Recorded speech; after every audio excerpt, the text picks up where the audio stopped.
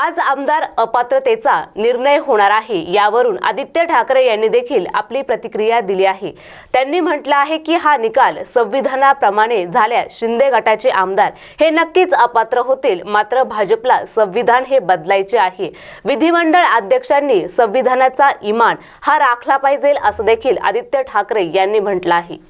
आपल्या राज्यात येणार होतं ते 100% इथे येणार होतं, आमच्या इकडच्या तरुण तरुणींना नोकऱ्या देणार होतं, रोजगार निर्माण करून देणार होतं, ते हिसकावून तुम्ही दमदाटी करून गुजरातला नेताना तिथे मला राग येतो। जसं वेदांता फॉक्सकॉनचा प्रकल्प आहे तसं एअरबस टाटाचा प्रकल्प आहे। एअरबस टाटा आपण तिथे नेणार होतो मिहानला, नागपूर जवळ, तिथे अनेक वर्ष मिहान ते बनून तसंच्या तसं पडलं होतं, काही उद्योग तिथे जात होते। पण तिथे जर आपल्याला अजून वेग द्यायचा असेल, विदर्भामध्ये आपल्याला प्रगतीला वेग द्यायचा असेल तर मोठे प्रकल्प तिथे आले पाहिजेत। आणि तो प्रकल्प आपण एअरबस टाटाचा मागे लागलेलो की चला मिहानमध्ये येऊ द्या, नागपूरला येऊ द्या। पण सरकार जेव्हा बदललं तेव्हा सगळी राज्य देशातली सोडली, कुठे पाठवलं? गुजरात। तसाच रोह्यामध्ये आपण बल्क ड्रग पार्क आणणार होतो, संभाजीनगर, छत्रपती संभाजीनगरच्या ऑरिक सिटीमध्ये मेडिकल डिव्हाइस पार्क आणणार होतो। अनेक असे उद्योग जे राज्यभरात आपण सगळीकडे प्रत्येक जिल्ह्यात आणण्याचा प्रयत्न करतो। कारण हल्ली मी बघतो 5 स्टार MIDC उद्योग मंत्री 5 स्टारमध्ये फिरतात, पण आमच्या 5 स्टार MIDC मध्ये नवे उद्योग आलेत का? नाही आलेत।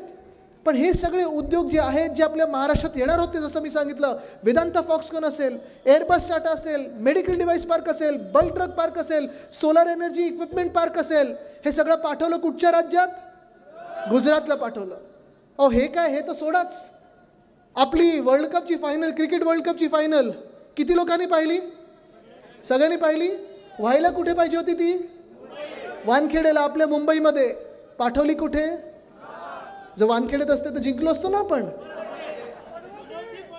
हे तुम्ही बोलताय, मी नाही। पण हे माझं दुःख आहे, जे ह्या मागच्या बॅनरवर लिहिलं ना, महान्याय, महानिष्ठा, महाराष्ट्र, ह्याच्यासाठी मी लढत आहे। न्याय हा आम्हाला नको आहे, आम्हाला आता कळलेलं आहे की न्याय कदाचित होणारच नाही। कारण जसं काही घडत आहे, जर तुम्ही संविधानाप्रमाणे चाललात, जे डॉक्टर बाबासाहेब आंबेडकरांनी संविधान आपल्याला लिहून दिलेलं आहे, जे आपण सगळे आंबेडकर प्रेमी जनता आहोत, आज खास करून मी तुम्हाला सांगते, आपण सगळेच, एक महान व्यक्ती, थोर व्यक्ती आपल्या देशातून गेली, डॉक्टर बाबासाहेब आंबेडकर। नुसतं आपल्या देशात नाही तर जगात जे काही टॉप व्यक्ती असतील त्याच्यामध्ये ही व्यक्ती असेल, असं नाव असेल, त्यांचं नाव आहे। त्यांनी आपल्याला संविधान लिहून दिलं, त्या संविधानाप्रमाणे 75 वर्ष आपला देश चालला। आम्ही सगळी जी शपथ घेतो ती संविधानाची शपथ घेत असतो, त्याप्रमाणे चालत असतो। मग मंत्री असतील, माजी मंत्री असतील, आमदार असतील, खासदार असतील, अगदी प्रधानमंत्री आणि मुख्यमंत्री आत्तापर्यंतचे सगळे जे होऊन गेलेले आहेत, ते डॉक्टर बाबासाहेब आंबेडकरांनी जे संविधान लिहून दिलं त्याप्रमाणे चालतात। तेच संविधान जर आपण पाळलं, त्याच संविधानाप्रमाणे आपण जर गेलो, तर उद्याचा जो निकाल येणार आहे ना, अध्यक्ष जे निकाल देणार आहेत ट्रायब्युनल म्हणून, तर हे जे 40 गद्दार आहेत, जे पक्ष चोरणारे आहेत, जे बाप चोर आहेत, ते बाद होतील।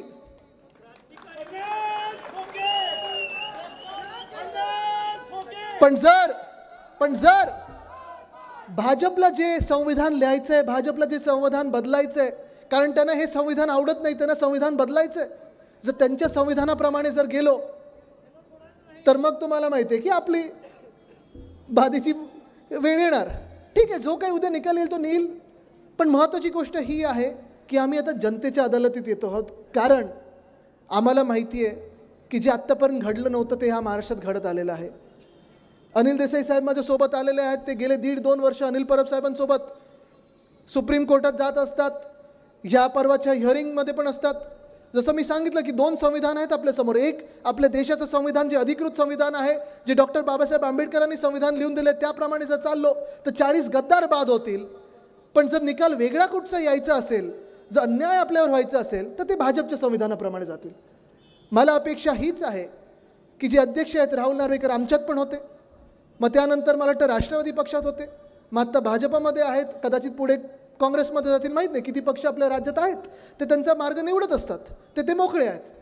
पण त्यांनी आपल्या संविधानाशी इमान राखावं, डॉक्टर बाबासाहेब आंबेडकरांनी जे संविधान लिहिलेलं आहे त्या संविधानाशी इमान राखावं, ही